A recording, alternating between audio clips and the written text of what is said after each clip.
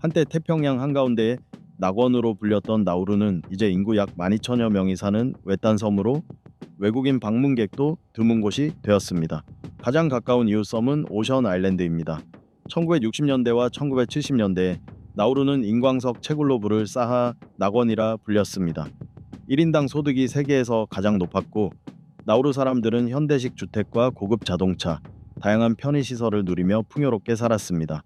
당시 나우루는 1인당 국내 총생산이 세계 최고를 기록하며 지구상에서 가장 부유한 나라로 이름을 올렸습니다.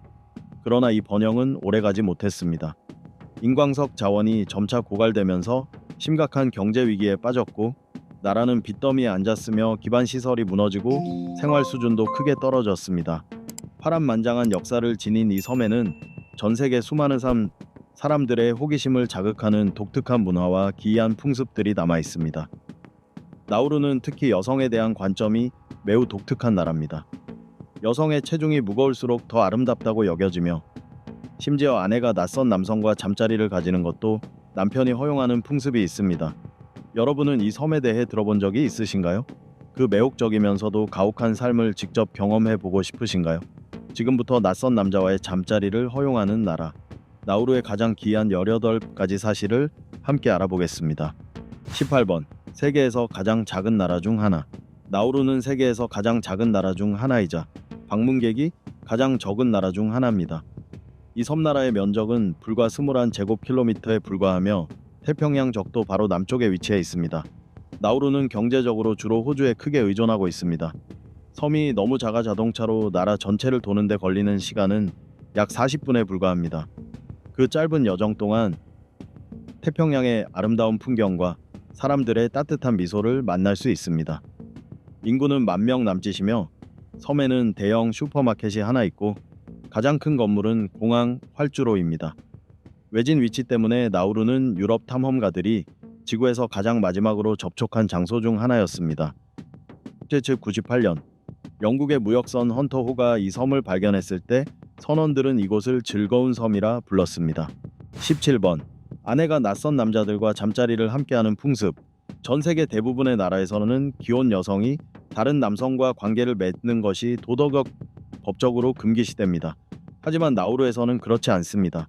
남편이 아내에게 여러 낯선 남자들과 잠자리를 허락하는 풍습이 있다는 사실을 들으면 매우 충격적일 수 있습니다.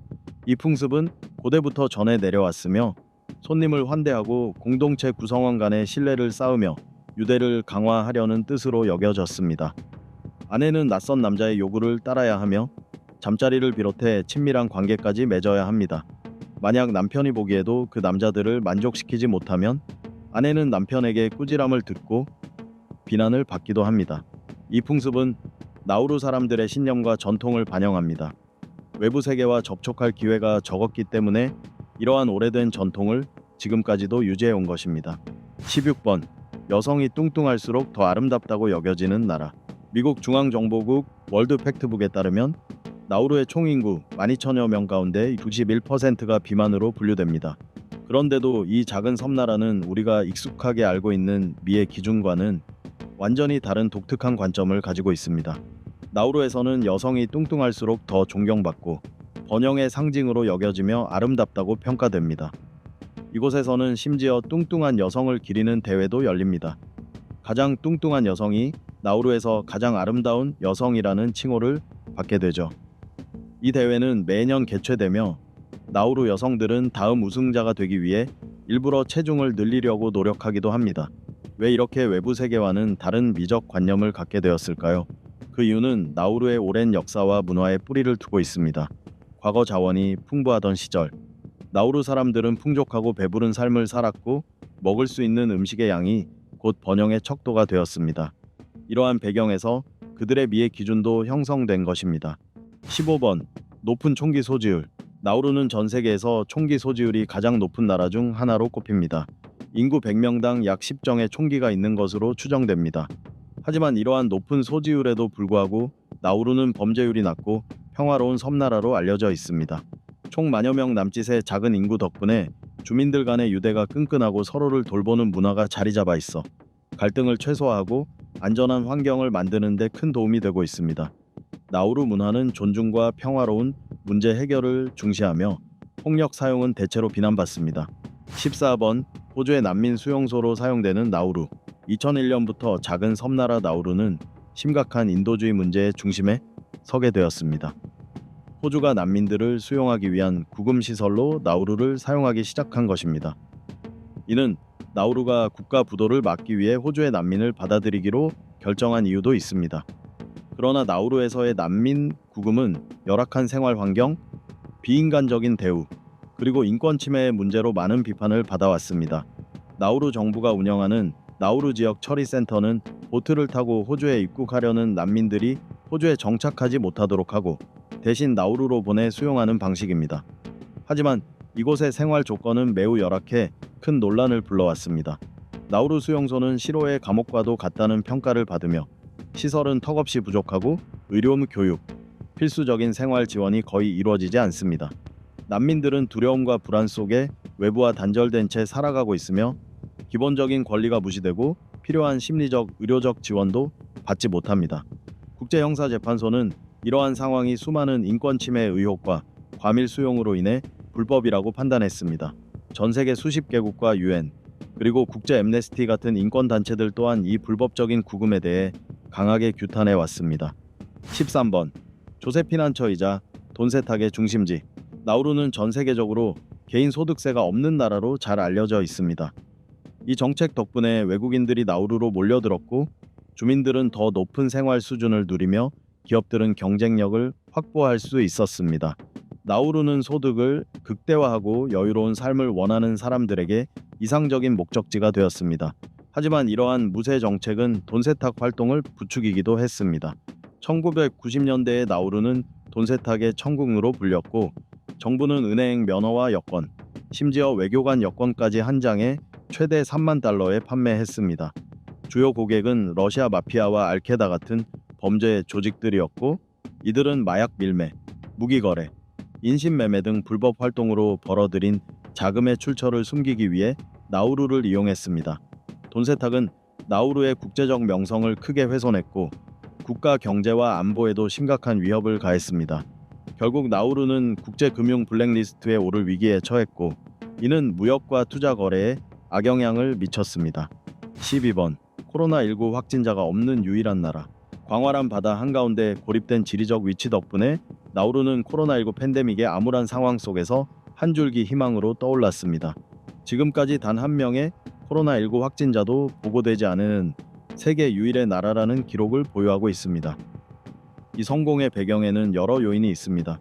지리적 고립, 드문 인구 밀도, 그리고 정부의 빠르고 과감한 대응이 코로나19로부터 강력한 방패가 되어 주었습니다. 엄격한 국경 봉쇄와 사회적 거리두기 조치, 그리고 전국적인 검사 시행이 철저히 이루어졌고 주민들의 높은 준수율 덕분에 바이러스 확산을 억제할 수 있었습니다. 또한 국제보건기구와 인근 국가들의 지원으로 의료 물자와 전문 인력이 제공된 것도 중요한 역할을 했습니다. 이러한 노력 덕분에 나우루는 코로나19 재앙으로부터 국민을 지켜내며 팬데믹과의 싸움에서 단결과 결단의 힘을 보여주었습니다. 11번 화려했던 인광석 채굴의 역사. 인광석은 한때 나우루의 거대한 보물이었지만 그 황금기는 오래전에 끝났고 섬에는 황폐함만 남았습니다. 무분별한 인광석 채굴은 나우루를 스스로 부부의 희생양으로 만들었습니다. 섬 전체 면적의 80% 이상이 훼손돼 불모지가 되었고 농사조차 지을 수 없는 땅으로 변했습니다. 1980년대 말에는 인광석 자원이 고갈되며 경제가 붕괴했고 나우루는 빈곤과 실업, 심각한 물자 부족에 시달리게 되었습니다. 2005년에는 2차 인광석 채굴로 경제를 되살리려는 노력이 있었지만 불과 10년 만에 한계에 부딪혔습니다. 오늘날 나우루는 실업률이 90%에 달하고 경제 전망은 암울하며 과거 착취의 대가를 혹독하게 치르고 있습니다. 나우루는 일시적인 부를 얻는 대신 참혹한 결과를 맞이했고 한때 비옥했던 섬은 결국 황무지로 변하고 말았습니다. 10번 한때 지구상에서 가장 부유했던 나라. 1980년대 초 나우루는 세계에서 가장 높은 국내 총생산을 기록한 나라였지만 2017년에는 가장 가난한 나라 중 하나로 전락했습니다. 나우루 경제는 바다새 배설물에서 생성된 인광석 매장량에 전적으로 의존했습니다. 1975년 나우루는 1인당 세계 최고 소득을 기록하며 정점에 올랐고 약 25억 달러에 달하는 수익을 거두었습니다. 이 막대한 소득 덕분에 정부는 세금을 폐지하고 무상교육과 교통, 의료 서비스를 제공했습니다. 의료가 필요한 국민은 정부가 호주에서 치료를 받을 수 있도록 비용을 부담했고 주택 임대료는 월 5달러도 되지 않았습니다. 정부는 인광석 수익의 1%를 나우루 인광석 로열티 신탁에 적립했고 1991년 이 신탁에는 약 13억 호주 달러가 쌓였습니다. 그러나 인광석 고갈과 함께 경제 침체가 시작됐습니다. 남태평양 최대의 인광석 광산이었던 나우루의 광산은 남획으로 인해 기초빌련에는 더 이상 경제적 가치가 없다고 평가되었습니다. 다른 수입원이 없던 정부는 신탁 자금에 의존했지만 투자 실패로 자금은 2002년까지 1억 3,800만 호주 달러로 줄어들었습니다. 2020년 세계은행에 따르면 나우루의 명목 1인당 GDP는 1,150달러로 조사 대상 126개국 가운데 95위를 기록했습니다. 9번, 나우루 사람들은 호주식 풋볼을 사랑합니다. 호주식 풋볼, 흔히 푸티라고 불리는 이 종목은 나우루에서 가장 인기 있는 팀 스포츠입니다. 아이부터 어른까지 전 세대를 아우르며 이 작은 섬나라의 문화다운 공동체 생활에 중요한 역할을 하고 있습니다. 나우루에서 호주식 풋볼의 역사는 식민지 시절로 거슬러 올라갑니다. 호주의 지배를 받던 당시 이 스포츠가 전해졌고 빠르게 나우루인들의 사랑을 받으며 지역 문화의 한 부분으로 자리 잡았습니다. 나우루의 풋볼 경기장은 더 오벌이라는 이름으로 불리며 공식 경기와 지역 스포츠 행사가 열리는 곳입니다. 호주식 풋볼은 단순한 취미 활동을 넘어 국민들에게 연대감과 스포츠 정신, 그리고 건강을 증진시키는 데 기여하고 있습니다. 경기에 참여함으로써 사람들은 서로 교류하고 우정을 쌓으며 팀워크와 존중, 규율과 같은 중요한 가치를 배웁니다. 뿐만 아니라 호주식 풋볼은 일부 나우루인들에게 중요한 수입원이 되기도 합니다. 뛰어난 실력을 갖춘 선수들은 호주나 다른 나라의 프로구단에서 활약하며 자신과 가족을 위한 고소득을 올릴 수 있습니다. 8번, 군대가 없는 나라. 인류의 역사 속에서 갈등과 폭력은 끊이지 않았고 이를 막기 위해 무장 군대가 조직되어 국가 안보와 집단의 이익을 지켜왔습니다. 그러나 나우루는 예외입니다. 이 나라는 군대가 없습니다. 나우루는 호주와 긴밀한 협력 관계를 유지하며 안보 문제도 포함됩니다. 1968년에 체결된 나우루 호주 조약에 따라 나우루의 안보는 호주가 책임지고 있습니다. 나우루에는 내부 치안을 유지하기 위한 경찰 조직이 있지만 중화기로 무장하지는 않았습니다. 또한 나우루는 분쟁이나 전쟁의 역사도 없어 군대의 필요성이 낮습니다. 하지만 이 때문에 국가 안보를 호주에 의존하고 있어 외부의 위협에 취약할 수 있습니다. 만약 공격을 받는다면 나우루 스스로를 방어할 수 없습니다. 군대가 없는 것은 쿠데타나 내부 불안정에도 취약하게 만들 수 있습니다. 7번, 아름다운 산호초로 둘러싸인 섬. 나우루 주변의 맑고 투명한 바다에는 형형색색의 산호초가 펼쳐져 있어 그야말로 진정한 천국이라 할 수 있습니다. 나우루의 산호초는 세계 최대의 산호초 지대인 그레이트 베리어 리프의 일부로 1,500종이 넘는 어류와 400종의 산호, 4,000종의 연체동물이 서식하는 풍부한 해양 생태계를 자랑합니다.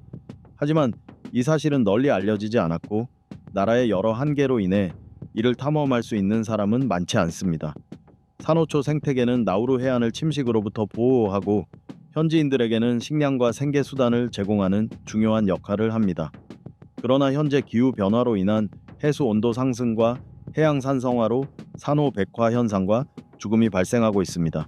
또한 농업 폐기물과 가정 쓰레기, 그리고 광산 활동에서 배출된 화학 물질들이 바다를 오염시켜 산호의 건강을 위협하고 있습니다. 6번, 나우루에서 새가 완전히 멸종하다.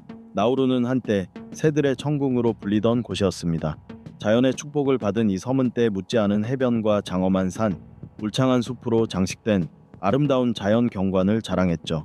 그 안에는 희귀한 새들이 서식하며 넓은 바다 위에 울려 퍼지는 생생한 새소리로 가득했습니다. 나우루의 고유종으로는 나우루 갈대울새, 나우루 흰눈금새, 나우루 집박이 등이 있었습니다. 그러나 인간에 의한 환경 파괴로 나우루는 황폐한 땅이 되었고 이 소중한 새들은 서식지를 잃고 말았습니다. 무분별한 인광석 채굴은 숲을 파괴하고 먹이와 보금자리를 없앴습니다. 채굴 과정에서 발생한 먼지와 유독 가스가 공기를 오염시켜 새들이 살기 어려운 환경을 만들었습니다. 게다가 고양이와 쥐 같은 외래종이 섬에 유입되면서 상황은 더욱 악화되었습니다. 이들 포식자는 둥지를 습격해 알을 훔치고 새끼를 잡아먹어 새 개체 수는 빠르게 줄어들었습니다. 한때 새들의 홍게의 천국이었던 곳은 이제 나우루 사람들의 기억 속에만 남아 있습니다. 섬을 울리던 새들의 맑은 지저귀은 사라지고 을씨년스러운 고요가 섬 전체를 감싸고 있습니다. 5번 엘리자베스 2세 여왕의 방문. 엘리자베스 2세 여왕의 1982년 남태평양 순방은 영국과 태평양 섬나라들 간의 유대 강화에 중요한 역할을 했으며 이 지역에 대한 여왕의 깊은 관심을 보여준 역사적인 행사였습니다. 남태평양 중앙에 위치한 작은 섬나라 나우루도 여왕의 순방에서 중요한 방문지 중 하나였습니다. 우선 나우루는 전략적으로 매우 중요한 위치에 있어 태평양 지역 여러 나라를 잇는 연결고리 역할을 합니다. 여왕의 나우루 방문은 영국이 태평양 전체에 관심을 두고 있다는 점을 드러낸 것입니다. 또한 나우루는 영국과 오랜 역사적 관계를 이어온 나라입니다. 1968년 독립한 이후에도 영국과 긴밀한 관계를 유지해왔고 이번 순방은 양국 간의 협력을 재확인하고 더욱 발전시키는 계기가 되었습니다. 더불어는 경제적 어려움을 겪고 있는 개발도상국인 나우루는 여왕의 방문을 통해 국제사회의 주목을 받으며 투자와 개발 지원의 기회를 마련할 수 있었습니다. 이번 순방은 여왕과 나우루 국민들 간의 문화 교류의 장이 되기도 했습니다. 서로에 대한 이해와 존중을 바탕으로 유대감을 키우는 데 기여한 것입니다. 결과적으로 엘리자베스 2세 여왕의 1982년 남태평양 순방은 영국과 태평양 섬나라들 간의 협력과 교류를 상징하는 역사적인 사건이었습니다.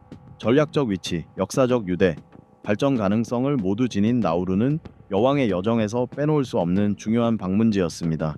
4번 세계에서 유일하게 수도가 없는 섬나라. 수도는 한 나라의 행정, 문화, 경제의 중심지입니다.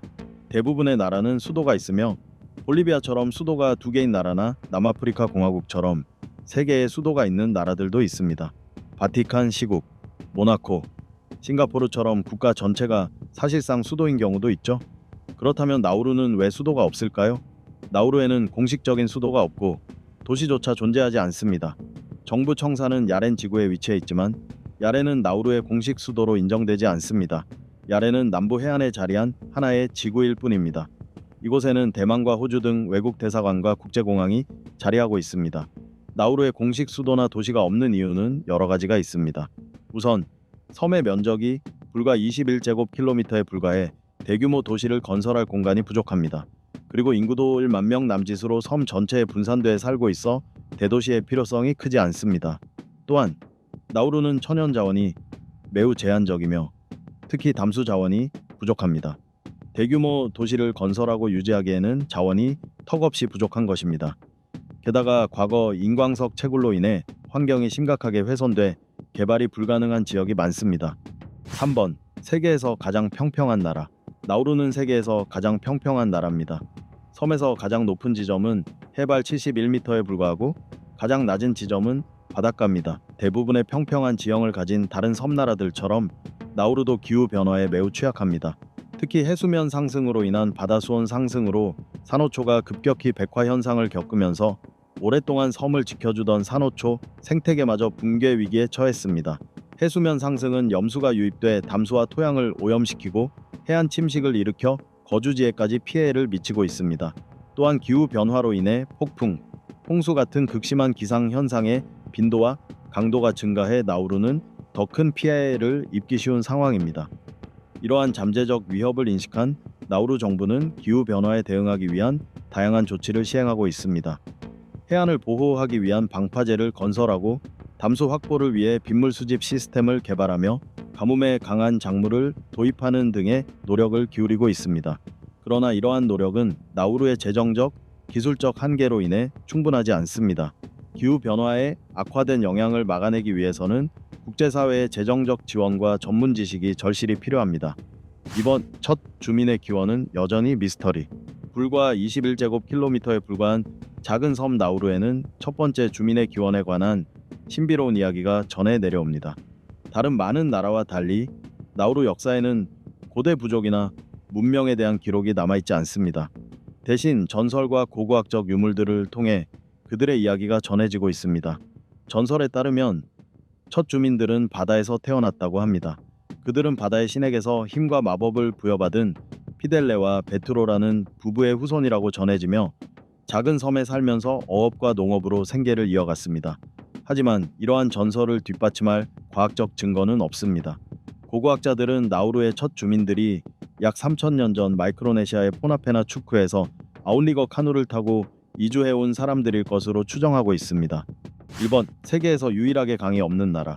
세상에서 강이 하나도 없는 나라가 어디인지 궁금하시다면 그 답은 바로 나우루입니다. 지구상의 다른 나라들처럼 물이 끊임없이 흐르는 강이 존재하지 않고 끝없이 펼쳐진 바다와 하얀 석회암 절벽으로 둘러싸인 나우루에는 강이 전혀 없습니다. 면적이 불과 21제곱킬로미터에 불과한 나우루는 수백만 년 전 바다 생물들의 잔해로 형성된 섬입니다. 섬 표면 대부분은 과거의 대규모 채굴로 남겨진 인산염 암석으로 덮여 있으며 높은 산이나 깊은 계곡은 없고 완만하게 펼쳐진 해안 평야와 그 주위를 둘러싼 산호초만이 있습니다. 강이 없다는 사실은 나우루에 많은 도전을 안겨주고 있습니다. 담수는 매우 귀한 자원으로 주로 빗물에 의존합니다. 주민들은 일상생활과 농업에 사용할 물을 빗물 저장 탱크에 모아두고 지하수도 이용하지만 그 양이 제한적이며 오염될 위험도 있습니다. 이러한 어려움 속에서도 나우루 사람들은 이 척박한 환경에 적응하며 살아가고 있습니다. 주민들은 물 절약에 대한 높은 의식을 가지고 있으며 관계수가 부족해 농업 활동은 제한적입니다. 대신 어업이 중요한 경제 분야로 자리 잡아 식량과 수입을 제공합니다. 지금까지 나우루의 가장 기묘한 사실 18가지를 살펴보았습니다. 여러분은 이 섬에 대해 어떻게 생각하시나요? 직접 방문해보고 싶으신가요? 또 다뤄줬으면 하는 다른 주제가 있으시다면 댓글로 남겨주세요. 오늘도 영상 시청해주셔서 감사합니다. 좋아요와 공유 그리고 구독을 눌러 최신 소식을 받아보세요. 다음 영상에서 다시 뵙겠습니다.